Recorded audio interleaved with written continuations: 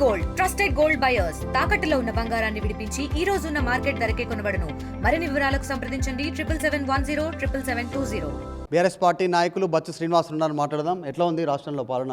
శ్రీనివాస్ గారు, నిన్న రైతు భరోసా స్టేట్మెంట్ కానీ హామీల అమలు విషయంలో కానీ నమ్మకం ఉందా? అమలు అవుతుందని 26 అంటున్నారు రైతు భరోసా, ఇంకా హామీలు చాలా పెండింగ్ ఉన్నాయి. నమ్మకము అనేటువంటిది ఎప్పుడో కోల్పోయారు ప్రజలు. నమ్మకము విశ్వాసము అనేటువంటి పదాలకు ఈ ప్రభుత్వంలో తావులేదు. ఎందుకంటే మనం చూసినాం, అంటే వాళ్ళు ప్రతిపక్షంలో ఉండి ఒక 10 సంవత్సరాలు ప్రతిపక్షంలో ఉండి కాంగ్రెస్ పార్టీలో ఉద్దండులు, రాజనీతిజ్ఞులు, గొప్ప రాజకీయంగా ఎదిగిన వ్యక్తులు.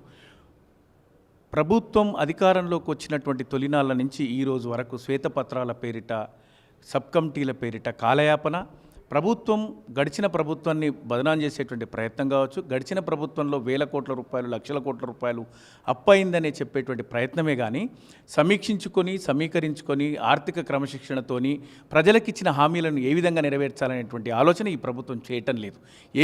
ఏ విషయంలో ఎగ్గొట్టాలి మాట్లాడితే వాళ్ళు ఒకే అంశాన్ని ప్రజల ముందుకు తెచ్చేటువంటి ప్రయత్నం చేస్తున్నారు. ఏమి అంటే ఉచిత బస్సు ఒకటి, దాంట్లో కొంతవరకు సఫలీకృతమైనా కూడా ప్రజలందరూ కూడా నమ్మలేనటువంటి నిజం మాట్లాడతారు. ఏంటంటే వాళ్ళు చాలా నవ్వొచ్చే విషయం ఏంటంటే ఆర్టీసీ లాభాలలో ఉంది, ఉచిత బస్సు ప్రయాణం వల్ల అంటారు.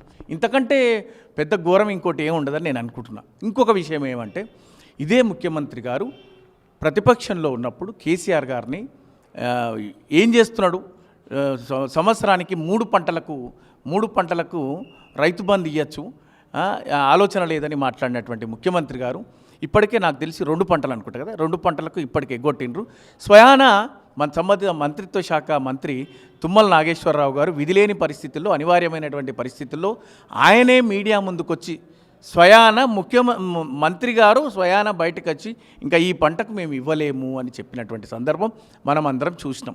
ఈరోజు 42% స్థానిక సంస్థలలో బీసీ డిక్లరేషన్ పేరిట, వాళ్ళు ఇచ్చినటువంటి కామారెడ్డి డిక్లరేషన్ పేరిట, ఎట్లాగో వరంగల్ డిక్లరేషన్ పేరిట రైతులకు ఇచ్చిన రుణమాఫీ పూర్తి స్థాయిలో కాలేదు. 18,000 కోట్లు అన్నారు, 12,000 కోట్లకు లెక్క చూపించిండ్రు, 18 కోట్లకు లెక్క చెప్పిండ్రు, చూపించిన లెక్క 12,000 కోట్లు, చెప్పిన లెక్క 18 కోట్లు, ఆ హామీ ఇచ్చింది 32,000 కోట్లు, 42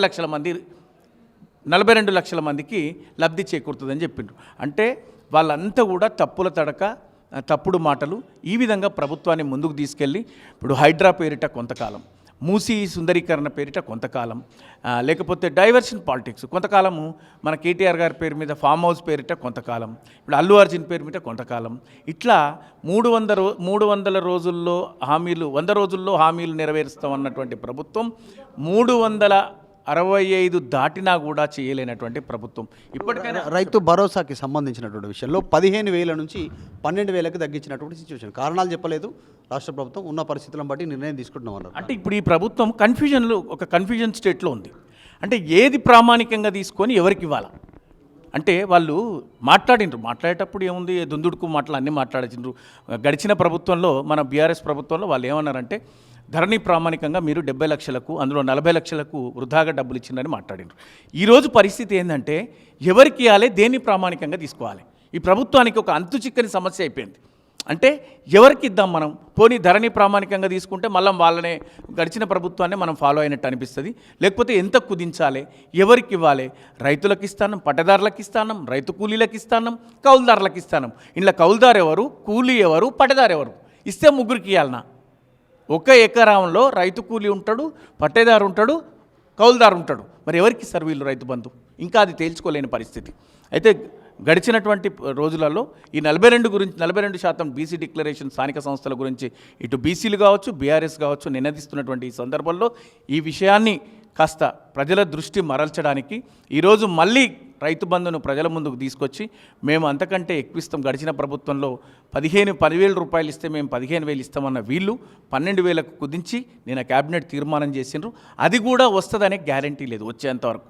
అందుకోసమే కేటీఆర్ గారు ఈరోజు పాత్రికేయుల సమావేశంలో ఖచ్చితంగా చెప్పిండ్రనమాట, ఈ ప్రభుత్వం ఇచ్చిన హామీలు తీర్చేంత వరకు ప్రజాపక్షాన మేము మిమ్మల్ని నిలదీస్తాం, అవి సాధించుకునేంత వరకు కూడా ఈ ప్రభుత్వాన్ని నిలదీస్తాం. అందుకోసమే రేపటి రోజు క్షేత్రస్థాయి నుంచి రాష్ట్ర స్థాయి వరకు మండల హెడ్ క్వార్టర్స్లో కావచ్చు, అటుపోతే జిల్లా కేంద్రాలలో కావచ్చు, లేకపోతే తాలూకా కేంద్రాలలో కావచ్చు, అన్ని చోట్ల కూడా రైతులు వివిధ రూపాలలో ప్రదర్శన నిరసన ప్రదర్శనలు జరపాలని వాళ్ళు కోరినరు. ఖచ్చితంగా మేము కూడా వారు కోరిన విధంగా ప్రతి చోట అది జరిగే విధంగా ముందుకెళ్తాం. ఈ ప్రభుత్వానికి నిరసన తెలియజేస్తాం. రైతు హక్కులు సాధించేంత వరకు రైతుల పక్షాన ప్రజాగొంతుకై ప్రతి సమస్య పట్ల బీఆర్ఎస్ నినదిస్తుంది. ఈ విషయంలోనే ఏమీ తేల్చుకోలేక, అంతర్గత పోరును అధిగమించలేక, ప్రతిపక్షంతో పాటుపడలేక సతమతమైపోతున్నటువంటి ముఖ్యమంత్రి. ఇది వచ్చేటువంటి 26 వరకు క్షేత్రస్థాయిలో నిరసనలు ఉంటాయి. 26 తర్వాత కూడా నమ్మకం లేదు ఎంతమందికి అమలవుతుంది రైతు భరోసా అనేటువంటిది. ఎందుకంటే కౌలు రైతులు ఉన్నారు, రైతు కూలీలు ఉన్నారు, ఆల్రెడీ ఒరిజినల్గా భూమి సొంత యజమానులు ఉన్నటువంటి పరిస్థితి. అంతమందిలో ఎవరికి ఇచ్చే సిచ్యువేషన్ ఉంది రైతు భరోసా పేరిట రానున్న రోజుల్లో తేలేటువంటి అవకాశం ఉంది. ఇప్పటికైతే నమ్మకం లేదు ప్రభుత్వం మీద అనేటువంటి స్టేట్మెంట్ చేస్తూ ఉన్నారు. వీడియో జర్నలిస్ట్ గణేష్తో మధు మల్కేడ్కర్, హైదరాబాద్. మరిన్ని వీడియోస్ కోసం ఛానల్ ని సబ్స్క్రైబ్ చేయండి. లేటెస్ట్ అప్డేట్స్ కోసం వాట్సాప్ ఛానల్ ని ఫాలో అవ్వండి. ఆ లింక్ డిస్క్రిప్షన్ లో ఉంది.